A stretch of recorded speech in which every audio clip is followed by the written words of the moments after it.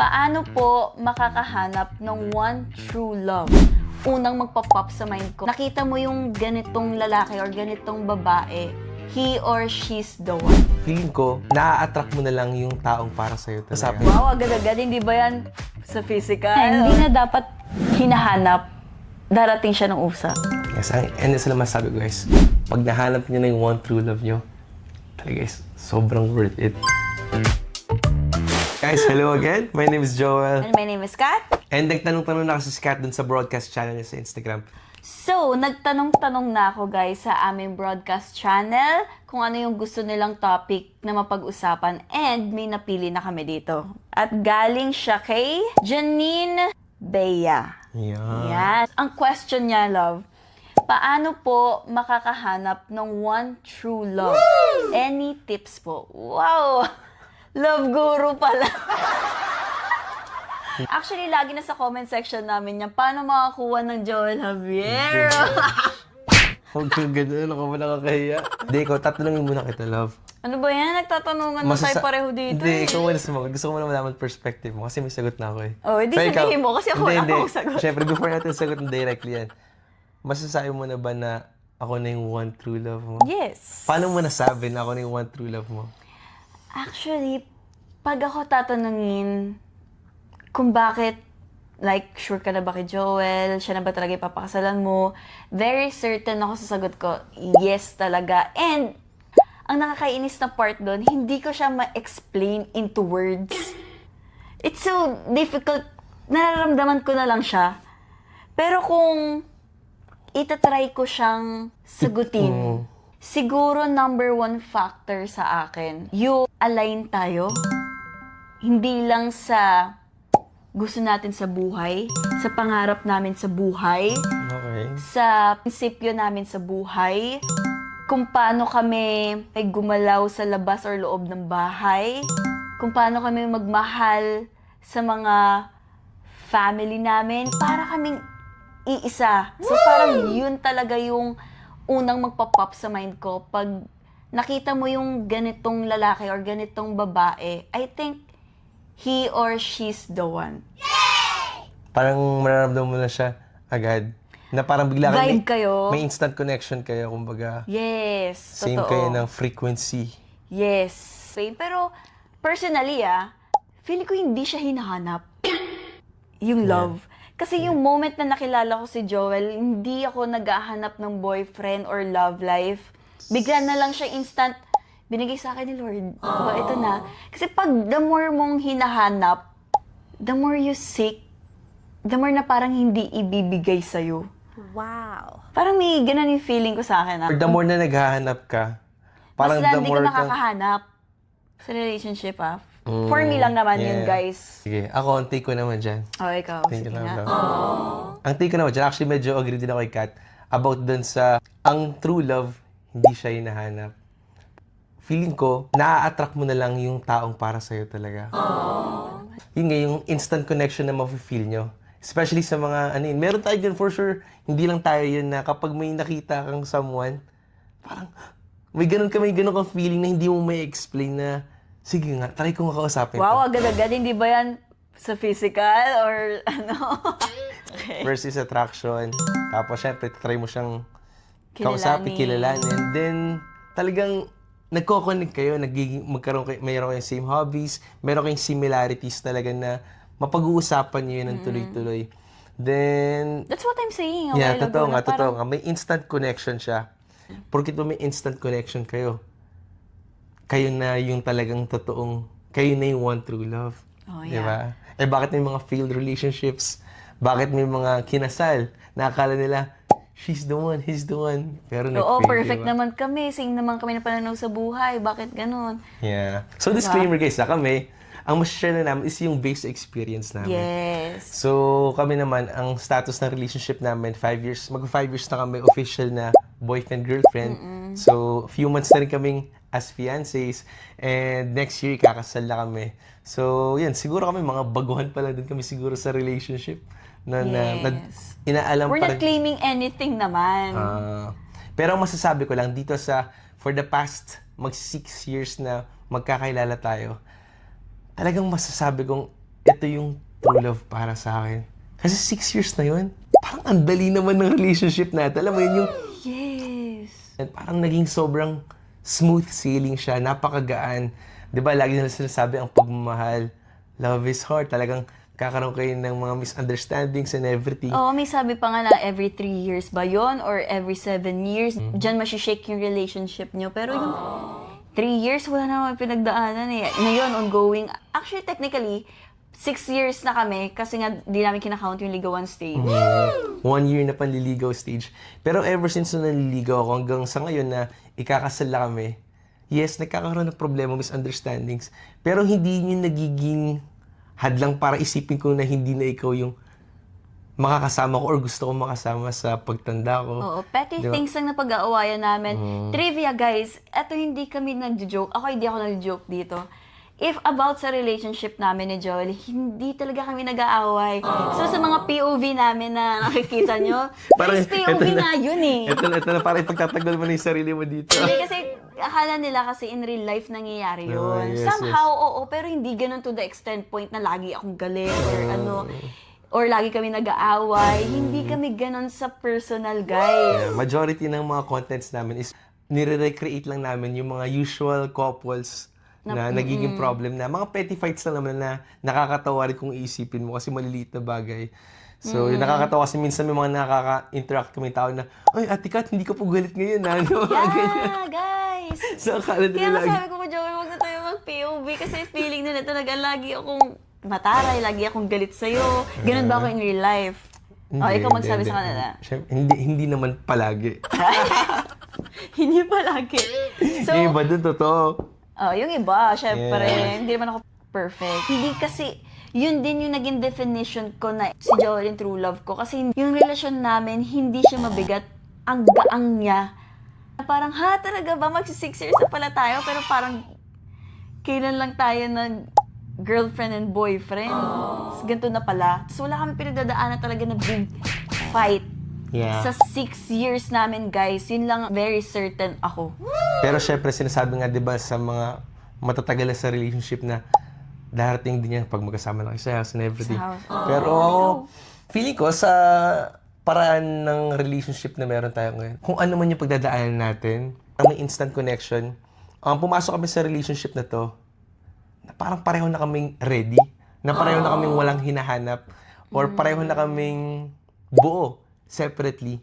Kaya nung naging together kami or naging better kami or naging better yung partnership namin na mas nagtutulungan kami paangat. Kasi pareho na tayong okay separately, di ba? So, yun nga yung sinasabi na you don't look for someone para buuin ka. Yes. Di ba dapat buo ka, tapos buo din siya para pinagsama kayo. Di ba? Happy. Everybody happy. Yeah, Diba? di ba? Magtutulungan na lang kayo paangat. Siyempre, ulitin ko ulit, baka baguhan pa lang kami sa relationship na to. Marami pa kayong pagdadaanan sa buhay namin. Hindi pa podcast natin yun. Kung sakali man, di ba? Update namin kayo, guys, if Yeah. ever may pinagdaanan kami. Pero, Yeah. Pero for now, talagang masasabi ko, itong relationship na to, it is something na talagang worth fighting for. Kung may pag-aawayan man kami na for sure mangyayari, or sa mga napagdaanan na rin natin, na baka sa atin mababaw lang yun, pero baka sa iba mabigat yun. Pero nalagpasan natin siya ng sobrang smooth. So, kasi pareho kami ng goal eh. Pareho kami ng pinapangarap na future na, di, ito ni kasama ko habang buhay. Ito yung gusto kong ayusin na problema kasi gusto ko siya makasama. Hanggang sa dulo, parang ganun. yes. So going back, babalikan na natin itong tanong na to. Pero ito yung tanong niya, paano mo mahanap yung one true love mo? Any tips? So ako, ang tip ko para dito, huwag mong hanapin, mag-focus ka sa sarili mo. Kung gusto mong makahanap ng right person, syempre, ang relationship, ano yun, two-way stream yan eh. Kailangan maging right person ka rin muna para sa kanya. Alam mo yun, kaya may sinasabi na, di ba, na hindi ka dapat nagsisettle sa relationship na pwede na to eh, di ba dapat? Okay din na nagsiset ka ng standard sa relationship kasi may standard kang binuild up para sa sarili mo eh. So, wag mong hanapin yung right person. Mag-focus ka sa bagay na kontroladong, which is i-build up mo yung sarili mo para maging better ka as a person. Yes, and magugulat ka na lang, ma-attract mo yung Kung sino yung gusto mo talagang maging partner in life. Kusa na lang siya siguro darating. Yes, yun yung nangyari sa amin guys eh. Talaga yan. Ewan ko kung papaano, kung guaranteed ba, kung 100% na guaranteed na gano'n na lang na darating siya sa buhay mo. Pero parang totoo yun talaga na may someone na nakatadhana para sa atin. May dinesign si God, naka-partner mo kaya. Yeah.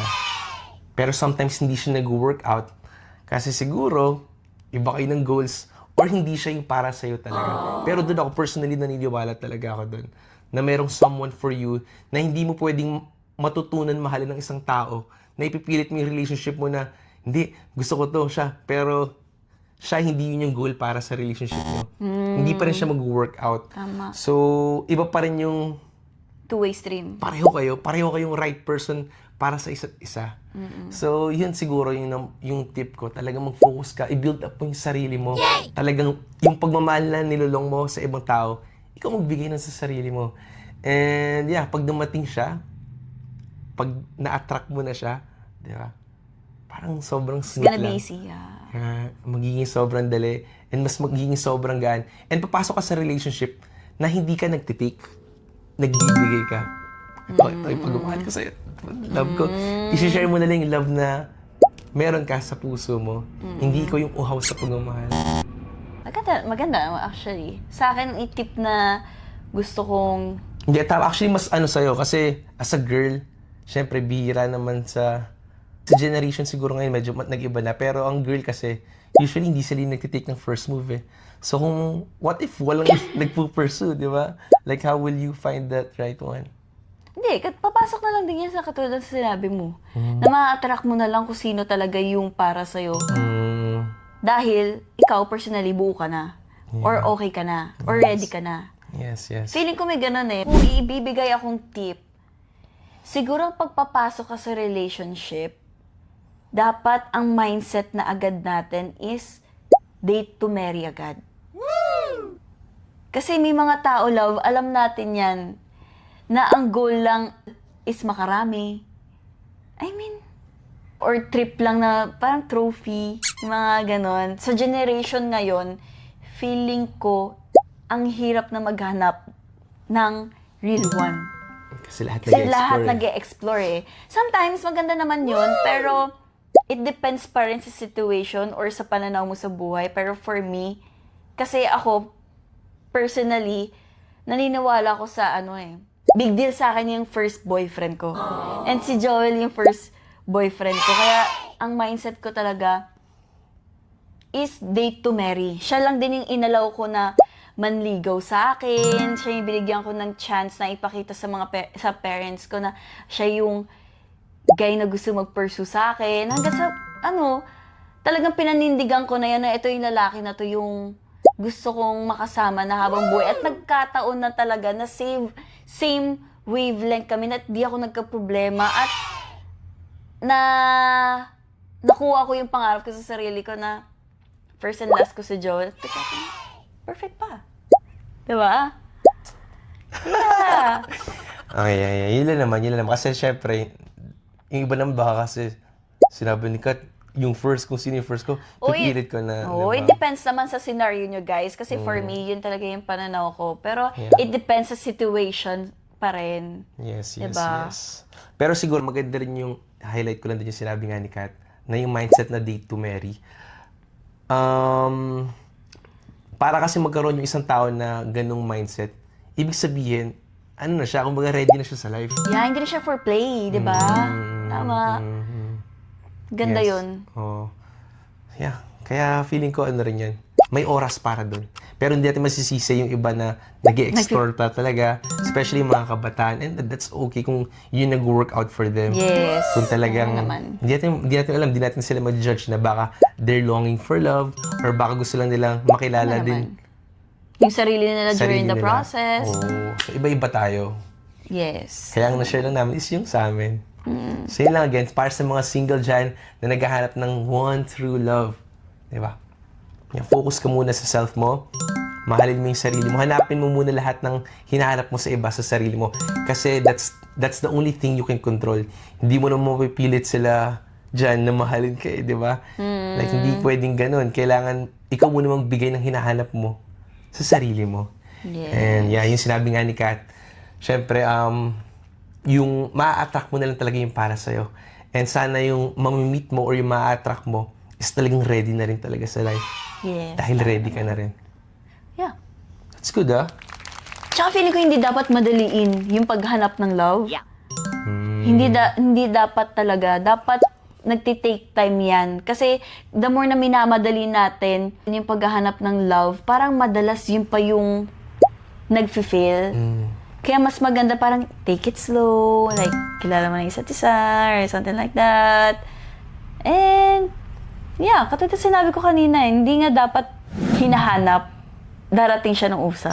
Yes, and isa lang masabi ko guys, pag nahanap niyo na yung one true love niyo, talaga guys, sobrang worth it. As in talaga, in all aspects, mag-i-improve talaga. Kaya, yun lang, maging excited kayo para dun sa one true love. And huwag kayo magsisettle for someone less na hindi naman binibigay sa'yo yung deserve mo. It goes both ways ha. Hindi lang para sa mga girls to, pati rin sa mga guys to. Magkaroon din kayo ng certain standards sa pinupursue yung girls. Kasi syempre, hirapan niyo yung sarili niyo. Yun na naman, di ba? May darating din dyan, guys. For sure. That's good ah. So guys, yun na. Hopefully kay, what's her name ulit? Kay Janine Bea. Yan. Hopefully naka-help yung few insights namin about dito. Yes. Yeah. Ay, pasensya na rin pala sa boses ko kasi may sakit talaga ako ngayon. Pero May sipon siya. podcaster na tayo ngayon kaya walang excuses. Wow! Talaga naman. So guys, kung sa may mga gusto pong magtanong dyan, Yun lang yung tip natin. 2 lang. I think marami na yun. Medyo Oo mahaba nga, na nga actually, ito hindi ko nga alam kung may mabubuo ba to, pero yeah. mahala na yung editor namin. That's good, love. So, doon tayo sa next episode. And guys, if meron kayong katanungan na gusto nyong itanong sa amin or anything na gusto malaman about sa amin, mag-email lang kayo dito or mag-message kayo sa... Hindi, actually doon na lang. Email na lang para organize tayo. Yes. Yun lang naman. So guys, thank you very much. And this is Joel. And this is Kat, and see you sa next podcast. Bye, guys! Yes.